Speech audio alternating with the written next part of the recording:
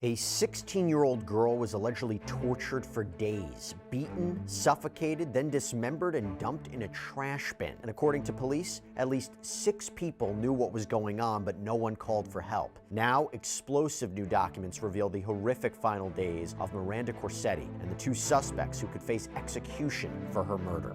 Welcome to Sidebar, presented by Law&Crime. I'm Jesse Weber. In the sun-drenched neighborhood of Ponce de Leon, nestled in St. Petersburg, Florida, a 16-year-old girl allegedly endured 6 days of unimaginable torture before she died. According to police, this teen girl, Miranda Corsette, a slender, dark-haired teen from Gulfport, was held captive, beaten, and ultimately murdered in a first-floor duplex. Now, we brought you the news of this case on Sidebar back when the investigation was still unfolding, but now, what makes this case even more chilling is that according to a newly unsealed 25-page search warrant, at least 6 people either saw this girl suffering or knew she was being held against her will, and yet no one called police. No one did anything. Now, 2 people, Stephen Gress, Michelle Brandis, they have been indicted on first-degree murder charges and kidnapping charges, and prosecutors say they will seek the death penalty here. Now, these 2 are accused of not only killing Miranda, whose body has never been found, but also of incinerating her remains and dumping her into a trash bin. This is incredibly horrifying.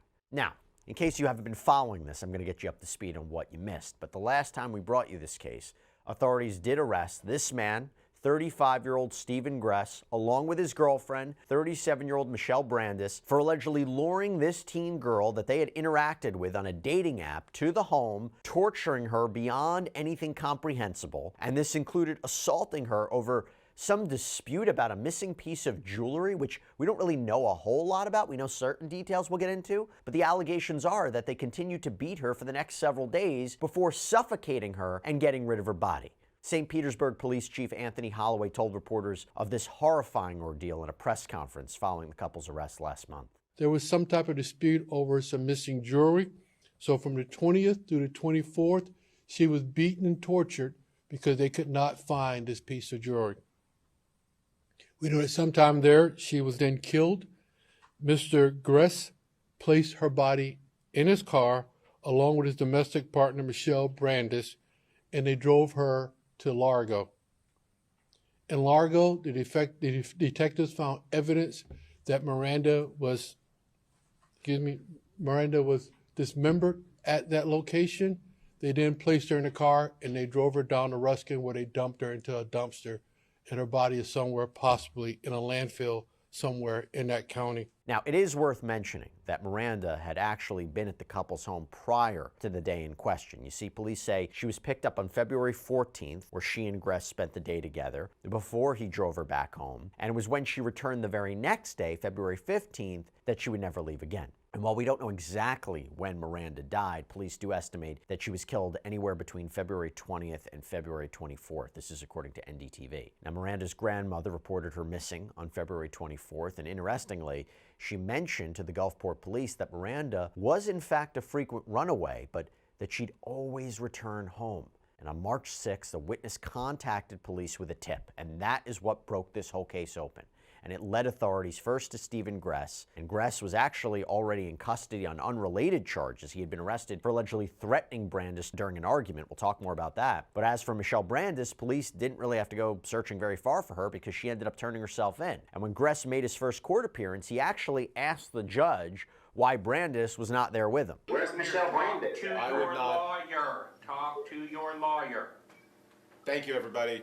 Where's Michelle Goodbye. Brandis at? So as I mentioned, both Gress and Brandis, they're facing charges of first-degree murder and kidnapping. They are being held at the Pinellas County Jail without bond. And by the way, Gress has a long history with the legal system, dating back to when he was a teenager. So we typed in his name and location into truthfinder.com, and we were able to trace the whole criminal history, which includes everything from armed burglary, felonious possession of firearms, threats to kill or do bodily injury. And by the way, Law&Crime, we partner with Truthfinder. We use it to get details on people involved in our stories. But even if you don't work in true crime, it can be an excellent resource to give you some peace of mind. After all, it's one of the largest public record search services in the United States. And with a paid subscription service, you can get access to unlimited reports about almost anyone. So right now, if you're interested, you can get 50% off of your first month of confidential background reports. Just go to truthfinder.com/LC Sidebar.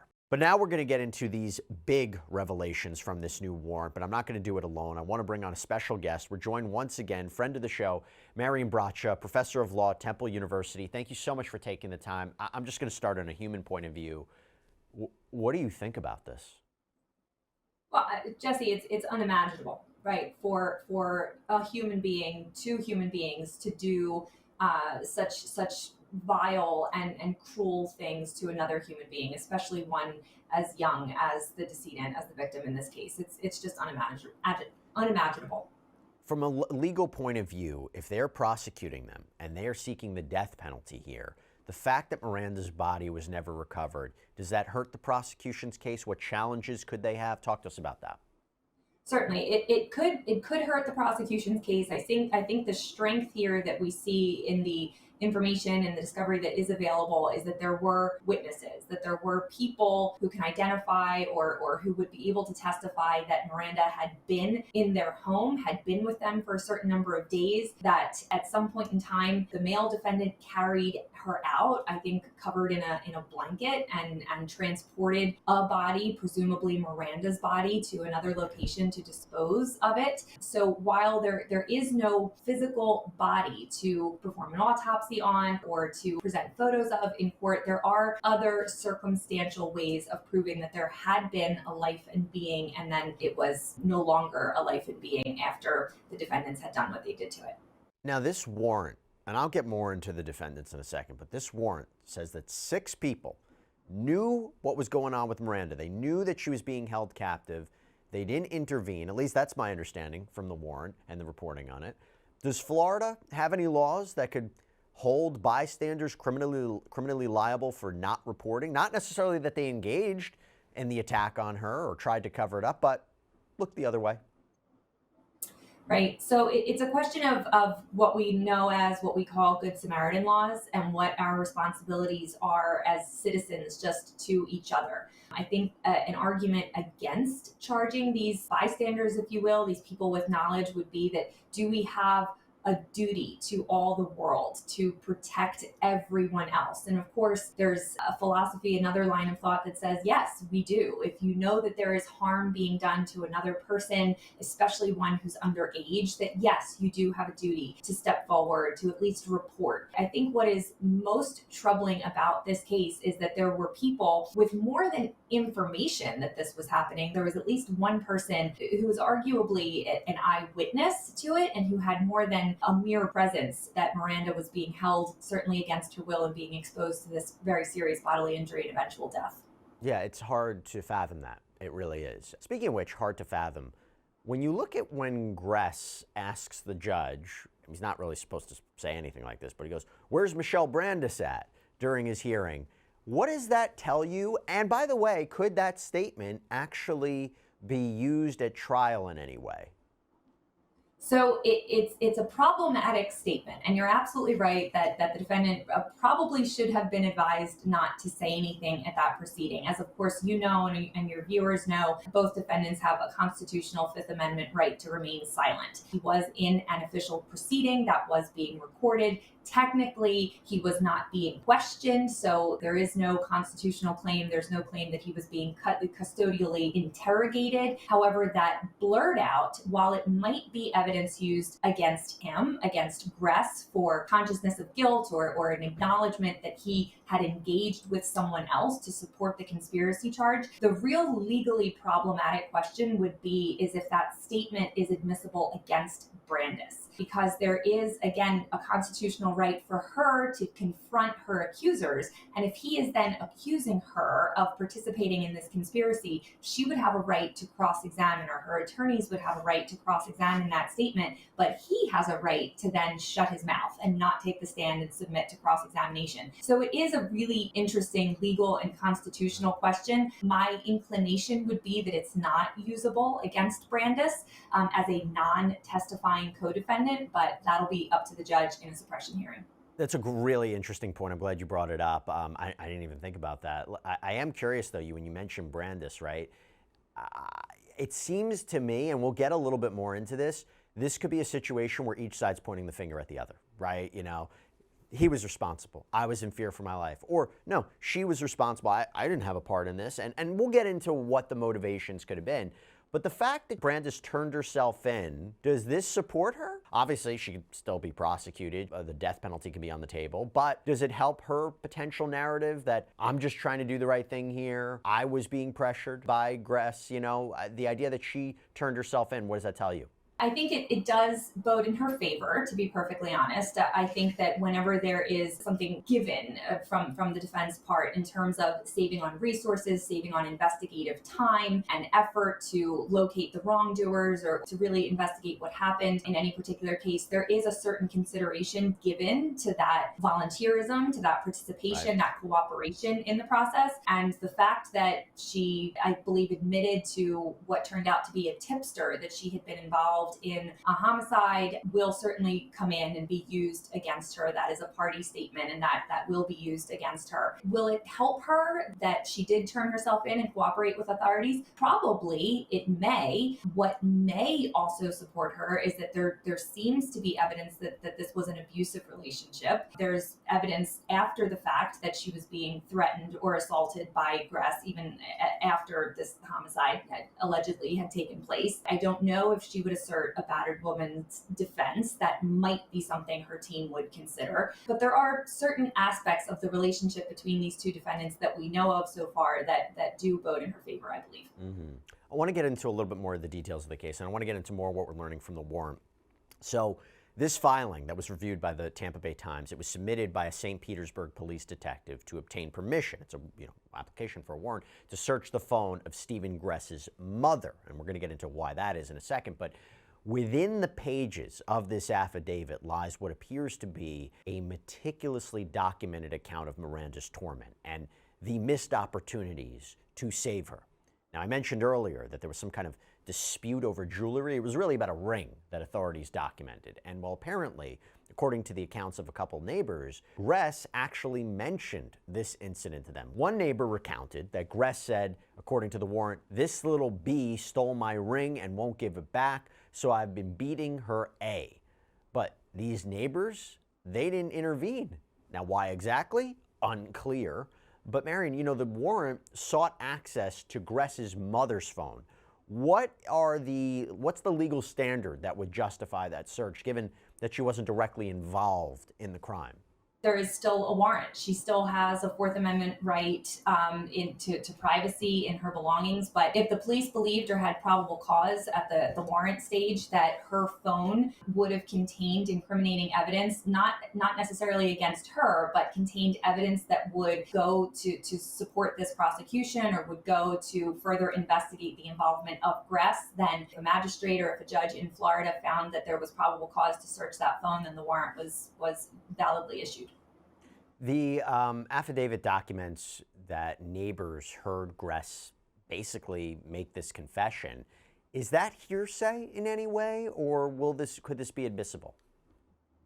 Well, it is hearsay. It is hearsay to repeat what the neighbors said. So hearsay, as again, Jesse, I know you know, and many of your viewers will know, hearsay is any out-of-court statement that's being offered for the truth. So hearsay means that someone told me on the street that so-and-so had done something, right? Now, if the neighbors come in and testify, if the neighbors come in and say, I saw Gress, and Gress told me this little bee did something and this is what I'm doing to her, the neighbors would be permitted to testify as to what Gress had said. Why? Because he's a party in the case. He's there to hear them, and his attorneys are there to confront those neighbors and to cross-examine them. If the police wanted to come in and say the neighbors reported that Gress had said, that would be a layer of hearsay that's not admissible in our courts of law.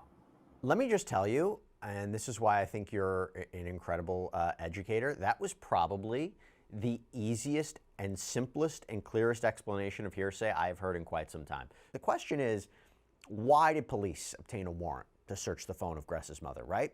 Well, that seemingly has to do with disturbing communications that Gress is alleged to have sent to her regarding Miranda. According to the warrant, 3 people, including Gress's mother, told police that Gress had sent them photos of Miranda in horrifying shape, naked, bruised, her condition just getting worse and worse and worse. Now, even though Gress's mother seems to claim she was sent the photos, she denied looking at them, seeing them. Instead, she told police that she was informed of the ring incident and responded saying good people don't want to know bad things, before cutting off communication with him.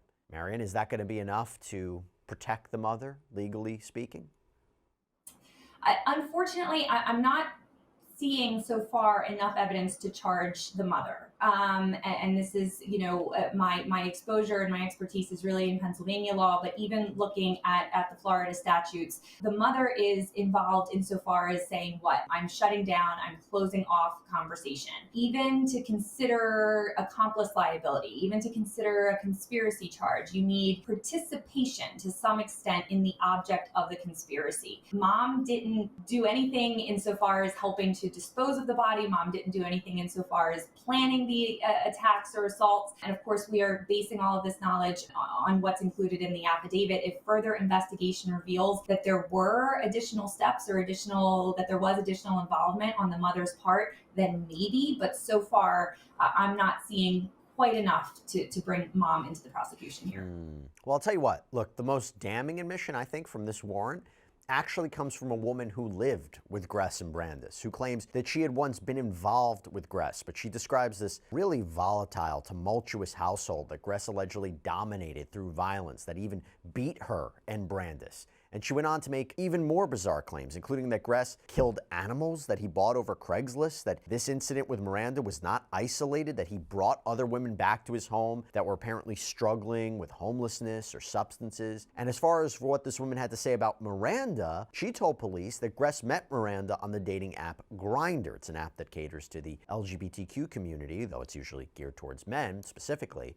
But she then said Miranda was brought back to the apartment and that the next day, when Gress discovered his ring was missing, he confronted Miranda about it. Now, Miranda, according to this woman, would not return the ring, and thus, that is when the beatings began, or allegedly began.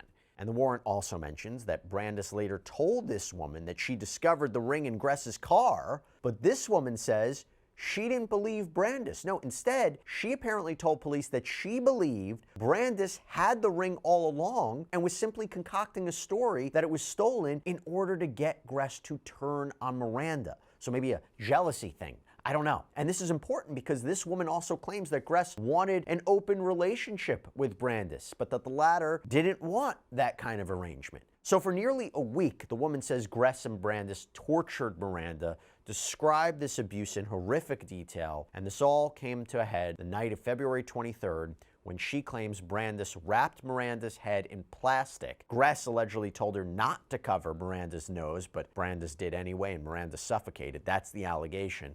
Very, very horrifying. We don't know if it's for sure because we don't have a body, which I think makes this very difficult, Marian. But how might the roommate's testimony about Gress's behavior or pattern of violence against women and animals, let's start there. Do you think that that establishes a motive or intent? Can that come into evidence, or is that bad character evidence that shouldn't be allowed in? So since we're talking a lot about evidence today and the rules of evidence, you're absolutely right. It would be considered bad evidence or bad character evidence. However, there is an exception in the rules of evidence that allows for other act evidence. Now, we can't use those other acts. We can't use prior instances of abuse. We can't use prior acts of cruelty against animals to convince the jury to make an argument like, well, he did these violent things in the past, so he must have done this bad thing now. That's a classic, what we call propensity argument. That means that you are just inclined to be a violent person. That means that you're inclined to be bad or criminal or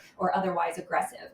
However, there are exceptions in the rules of evidence to allow for certain uses of that proof. Things like, as you mentioned, motive or plan or preparation or intent. So if the prosecution can develop an argument that these prior instances of abuse, both against other women, other romantic partners, even against animals, that shows an escalation of violence or a plan to perpetrate this violence against Miranda as his most recent victim, so to speak. So there are certainly avenues within the rules of evidence that would allow this evidence to come in and be used against Gress, not to say that just because he did violence in the past, he must have done it again in this case, but in order to show a certain course of conduct. What I think is interesting, the substance of this conversation, because again, it goes back to the idea where I anticipate both sides pointing the finger at one another, right? You're hearing this idea, was Brandis the one who wrapped Miranda's head and,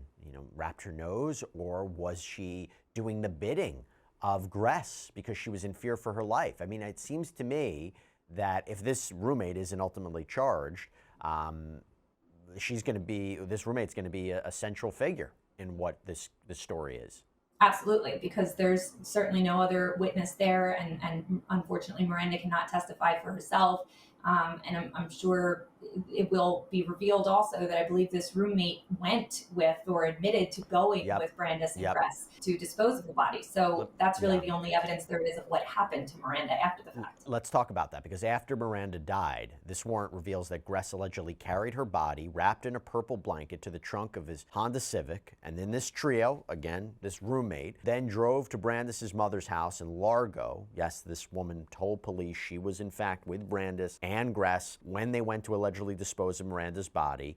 And the next morning, the woman told police that Gress and Brandis took Miranda's body to a semi-private pathway behind this house. And there, and I'm sorry to say it, the allegation is that they used a chainsaw to dismember this 16-year-old's body before stuffing her remains into white trash bags. And the woman said she waited inside the house while Brandis's mother, another resident, and a home health aide, again, it seems they were either completely unaware of what was happening, maybe didn't ask questions, not entirely sure. But in an even more bizarre fashion, the day this all took place, it was allegedly Brandis's birthday.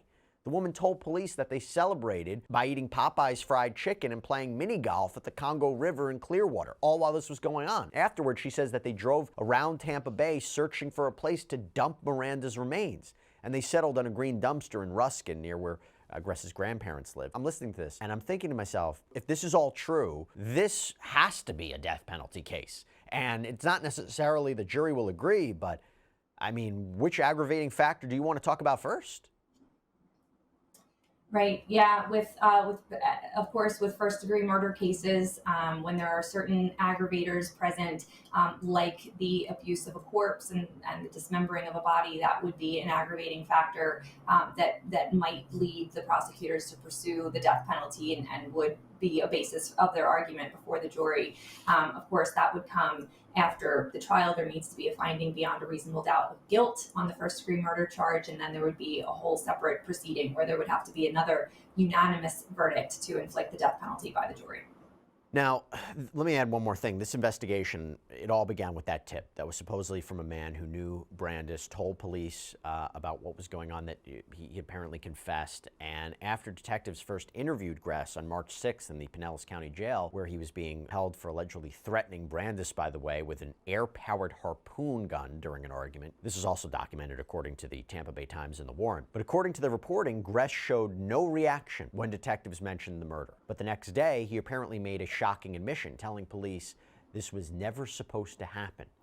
He then claimed that he thought Miranda was 21 when he picked her up from her grandmother's home in Gulfport, later realized she was 16. He then became obsessed with retrieving his missing ring, even admitted that he, quote, lumped her up for days, and when she trembled in fear, he took it as a sign that she was making fun of him. As for what he told police about Miranda's death, according to the warrant, he blamed this all on Brandis. His initial arrest affidavit states that after he and his co-defendant allegedly held Miranda against her will, they stuffed a billiard ball into her mouth and wrapped her face with plastic wrap, causing her to suffocate.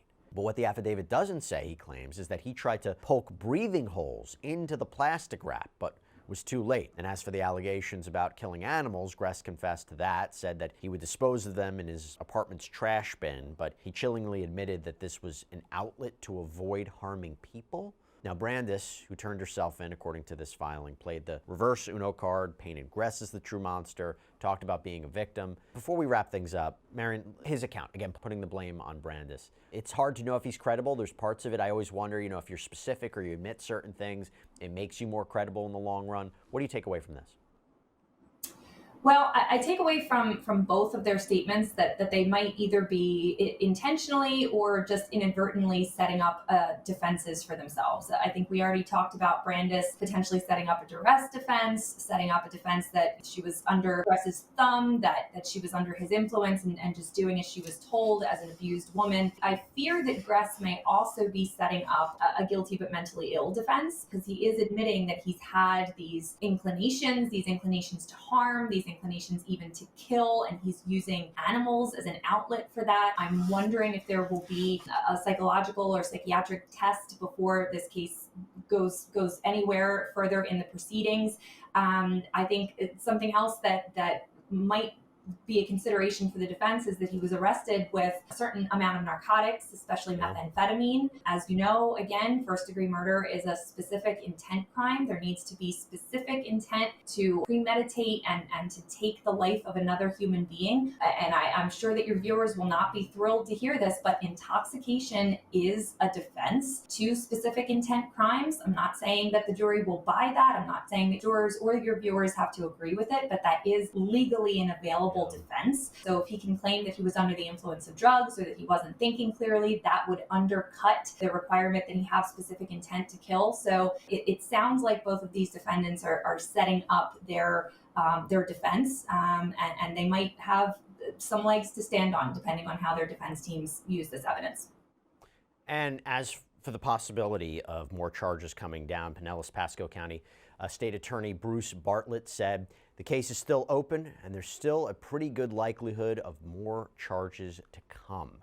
One more thing I'll mention is that Miranda's grandmother, Rita Farnham, initially told the Tampa Bay Times that she wasn't ready to speak about the case, but later wrote to the outlet in a text message expressing gratitude for the man who tipped off police, saying, "If not for him, we would never know what happened to Miranda.